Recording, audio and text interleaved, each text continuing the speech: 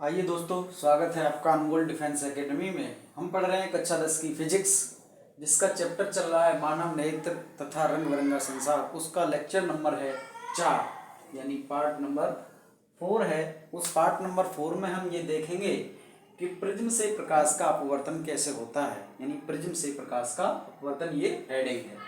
तो सबसे पहले देखते हैं कि प्रिज्म क्या होता है। प्रिज्म देखिए, प्रिज्म समझते हैं। प्रिज्म किसी कोण पर झुके हुए दो समतल फलक होते हैं जिनके मध्य में घिरे हुए एक समांगी पारदर्शी माध्यम को प्रिज्म कहते हैं। देखिए, जैसे ये एक फलक ये है और दूसरा फलक ये है। इन दो फलकों के मध्य घिरे हुए समांगी पारदर्शी माध्यम को प्रिज्म कहते हैं। जैसे ये कांच का होता है, तो कांच की त्रिभुजाकार आकृति ऐसी होती है, उससे हम प्रकाश को गुजारते हैं तो प्रकाश का अपवर्तन होता है। तो पहले हम प्रिज्म को समझ रहे हैं, यानी प्रिज्म जो है इस तरीके से होता है। ये प्रिज्म का ही फिगर बना हुआ है, यानी इस तरीके का प्रिज्म होता है ऐसा, जिससे हम प्रकाश की किरणों को इस तरह गुजारते हैं, इस तरह से।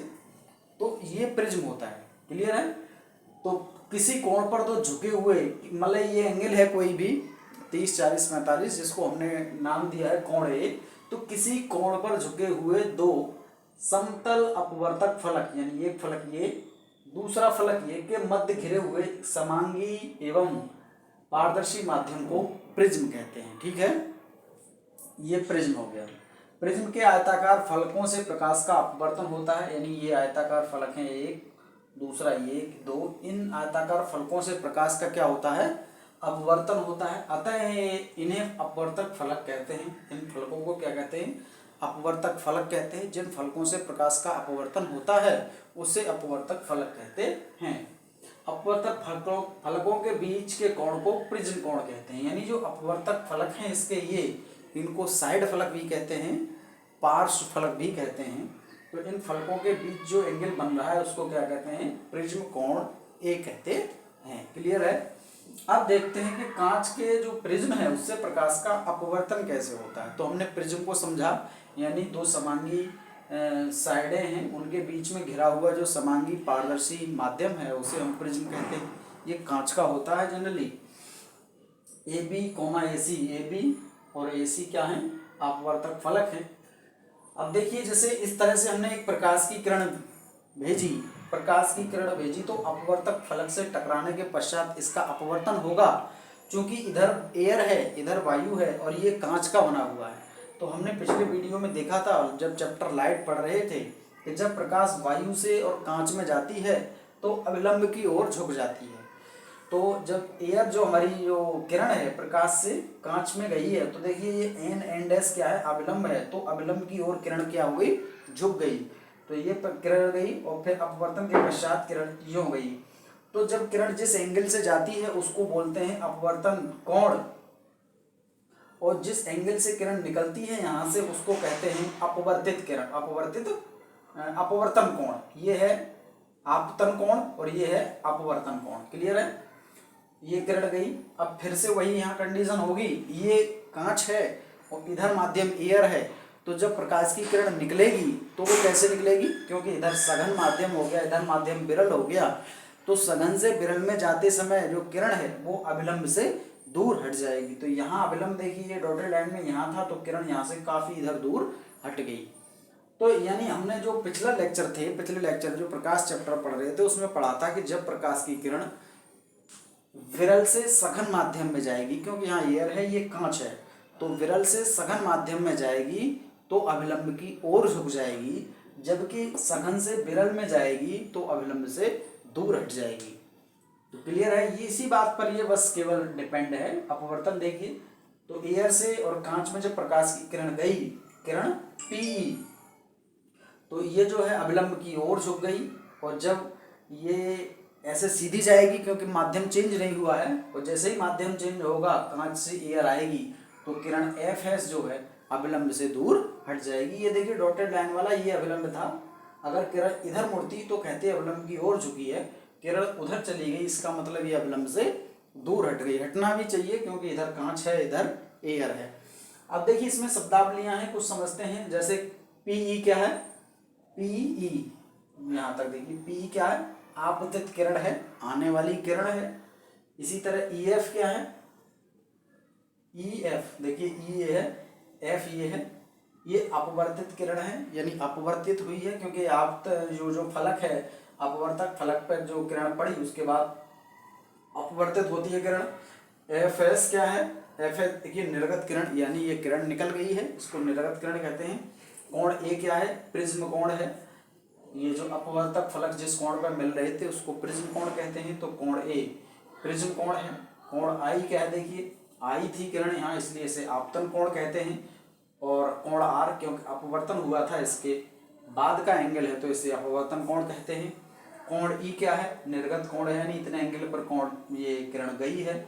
और कोण डी क्या है, विचलन कोण है। देखिए जो पीई किरण जो है, ये किरण पीई है, अगर ये सीधी जाती तो इस तरह जाती, लेकिन ये निर्गत यहाँ से निकली है, तो यानी इसको जब पीछे बढ़ाएं तो ये एंगल यहाँ बनना है, तो ये जो डी है ये विचलन कोण है, यानी जो हमारी जो किरण थी ऐसे जानी चाहिए थी, लेकिन ये गई ऐसे है, तो इसका मतलब ये कितने एंगल पर विचलित हुई है, ये कोण डी है। तो कोण डी क्या है, विचलन कोण है। तो एक बार फिर से समझेंगे, किसी कोण पर झुके हुए दो समतल फलक, किसी कोण पर, यानी कोण ए है, किसी कोण पर झुके हुए दो समतल फलक, समतल फलक के मध्य घिरे हुए समांगी एवं पारदर्शी माध्यम को क्या कहते हैं, प्रिज्म कहते हैं। यानी ये किसी एंगल पर झुके हुए दो फलकों के बीच समांगी एवं पारदर्शी माध्यम होना चाहिए, उसे क्या कहते हैं, हम प्रिज्म कहते हैं। और प्रिज्म से जो किरणें निकली हैं, ये आपतित किरण है और ये निर्गत किरण है, विचलन कोण डी है, प्रिज्म कोण ए है,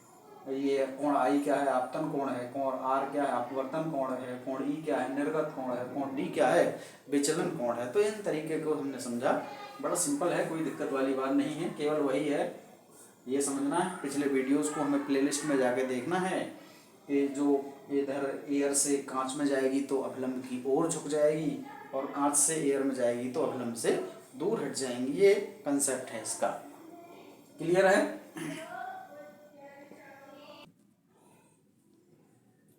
आइए अब देखते हैं कांच के प्रिज्म द्वारा श्वेत प्रकाश का विक्षेपण।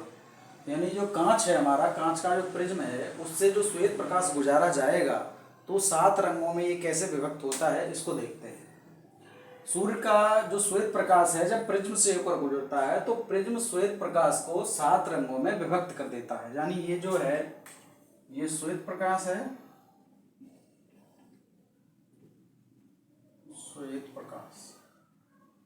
श्वेत प्रकाश है, तो श्वेत प्रकाश में कितने कलर होते हैं, 7 कलर होते हैं। ये पिछले चैप्टर में हमने देखा था, कौन कौन से, बैंगनी, जामुनी, नीला, हरा, पीला, नारंगी एवं लाल।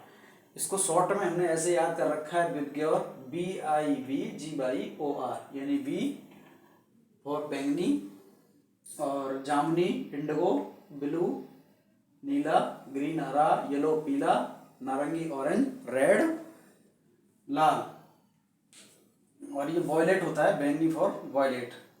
ये प्रकाश के 7 रंग हैं। जब इनको जो श्वेत प्रकाश है इसको जब प्रिज्म से गुजारा जाता है तो जो हमने देखा था, ये जो प्रकाश जिसकी अपवर्तनांक सबसे ज़्यादा किसका होता था, ये तरंगदैर्ध्य सबसे ज़्यादा तरंगदैर्ध्य थी इसकी बैंगनी की, तो जिसकी तरंगदैर्ध्य सबसे ज़्यादा होगी उसका जो अपवर्तनांक है उतना ही कम होगा। तो क्योंकि ये जो विक्षेपण का कारण है, ये अपवर्तनांक जो म्यू है ये तरंगदैर्ध्य के विपरीत होता है, यानी इनवर्सली प्रोपोर्शनल है, और ये जो प्रकाश का विचलन है वो अपवर्तनांक के डायरेक्टली प्रोपोर्शनल है। इसलिए जो प्रकाश का ये जो विक्षेपण होता है वो रेड का कम विक्षेपण होता है, क्योंकि जो रेड की तरंगदैर्ध्य है वो कम होती है। रेड की तरंगदैर्ध्य जो हमने ये सूर्य के प्रकाश पढ़े थे पिछले चैप्टर में, वो इस तरीके से जो डिवाइड किया था, तो इधर रेड था, बाकी इस तरीके से जाते जाते इधर ब्लू था। ये 4000 थी, ये 7000 थी, तो क्योंकि रेड की जो तरंगदैर्ध्य है वो कम थी, इसलिए इसका जो अपवर्तनांक है वो कम होगा। तो अपवर्तनांक जो है विचलन के डायरेक्टली प्रोपोर्शनल है, यानी जिसका अपवर्तनांक कम होगा उसका विचलन भी कम होगा, इसलिए रेड कलर का विचलन कम हुआ। यानी देखा जाता है जो ट्रेन के सिग्नल होते हैं उसमें भी रेड कलर का यूज इसीलिए किया जाता है क्योंकि रेड कलर का जो विचलन है, यानी जो ये अपवर्तन है, यानी रेड कलर का जो अपवर्तनांक कम होता है, इसलिए जो ये जो रेड कलर की जो किरण होती है वो कम विचलित होती है, सीधी अपनी मार्ग में दिखाई देती है। क्लियर है? रेड से फिर इसी तरह से क्रम में चला जाएगा, यानी सबसे ज़्यादा जो तरंगदैर्घ्य थी वो वॉयलेट यानी बैंगनी की थी। तो बैंगनी का जो विचलन है, जिसकी तरंगदैर्घ्य सबसे ज़्यादा होगी, उसका अपवर्तनांक उतना ही कम होगा। ये इन्वर्सली प्रोपोर्शनल है, इसको समझेंगे हम। यानी जिसकी ये कम है, ये कम, तो ये ज़्यादा होगा। और ये वॉयलेट की, क्योंकि ये तरंगदैर्घ्य कितनी थी, ये 7000 थी, तो जिसका ये 7000 ये वॉयलेट का ज़्यादा था, तो उसका अपवर्तनांक कम होगा। इसलिए जो है बैंगनी का जो ये विचलन हुआ है ये ज़्यादा हुआ है।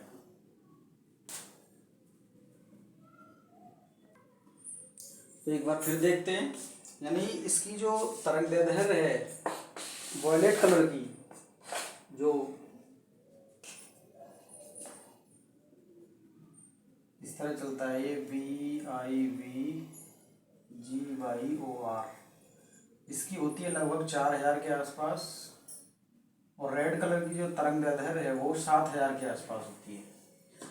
तो जिसकी देखिए वॉयलेट है, वॉयलेट की 4000 होती है, तो 4000 का मतलब कम है 7000 की तुलना में। तो जिसकी तरंगदैर्घ्य कम होगी, यानी वॉयलेट की तरंगदैर्घ्य कम है, तो उसका अपवर्तनांक ज़्यादा हो जाएगा।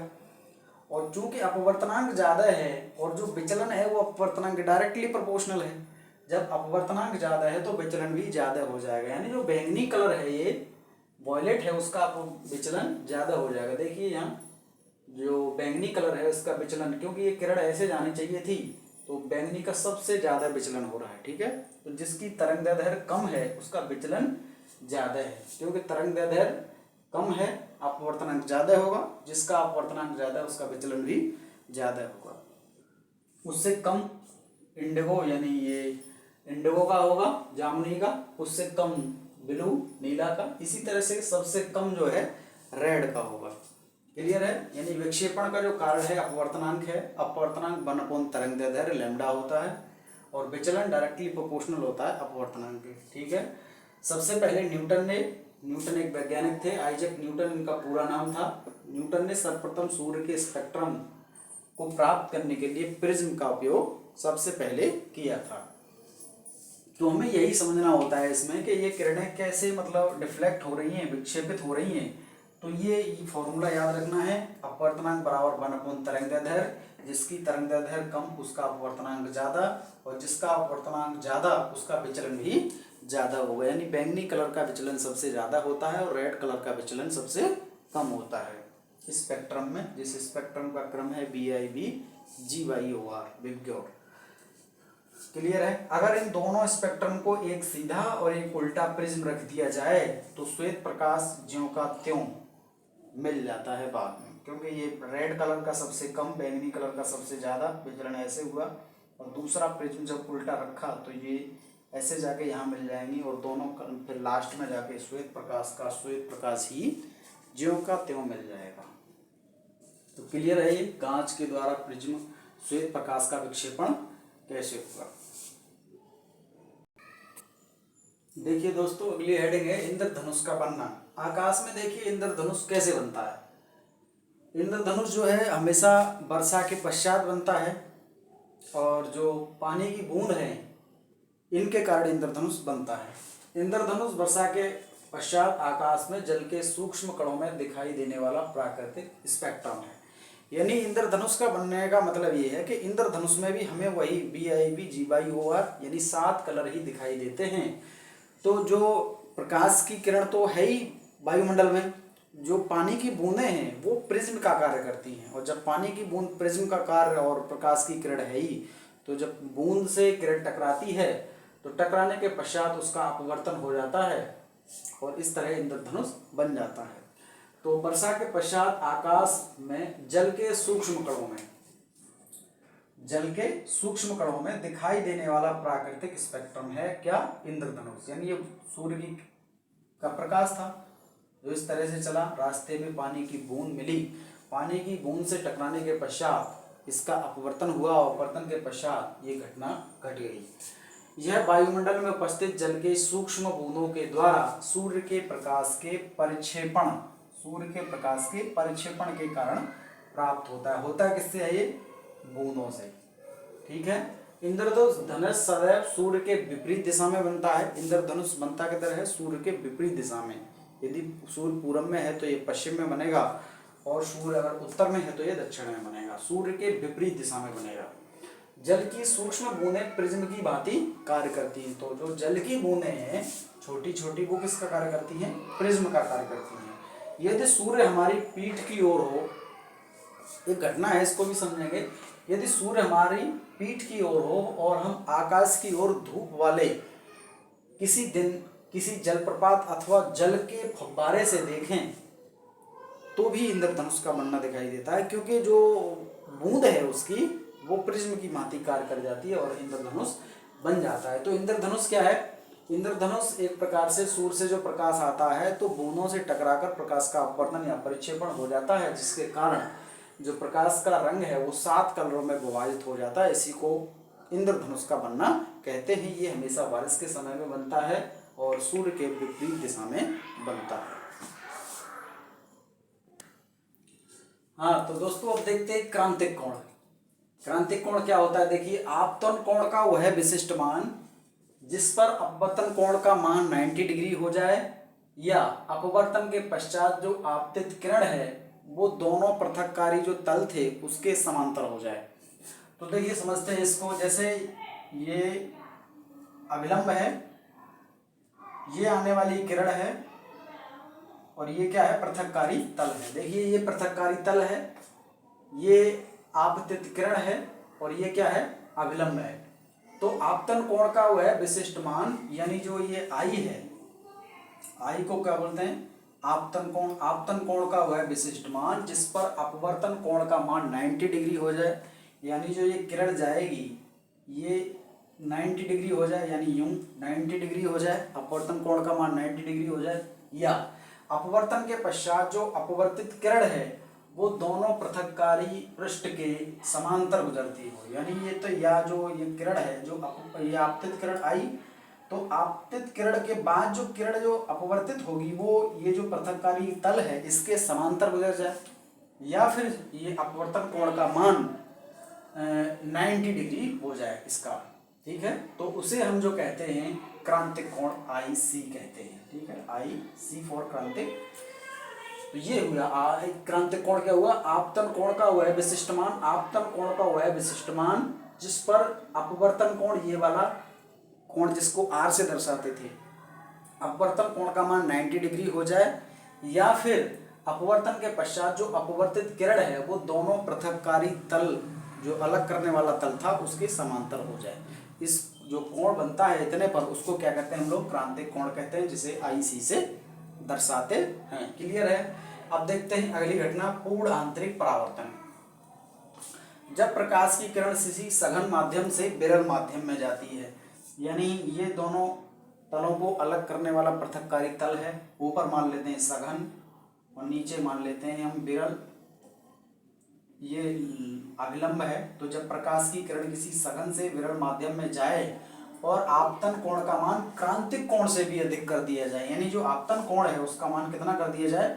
90 डिग्री से भी अधिक कर दिया जाए, तो जो अपवर्तित किरण है वो सघन माध्यम में न जाकर विरल माध्यम से ही परावर्तित हो जाती है। इस घटना को ही क्या कहते हैं हम? पूर्ण आंतरिक परावर्तन कहते हैं।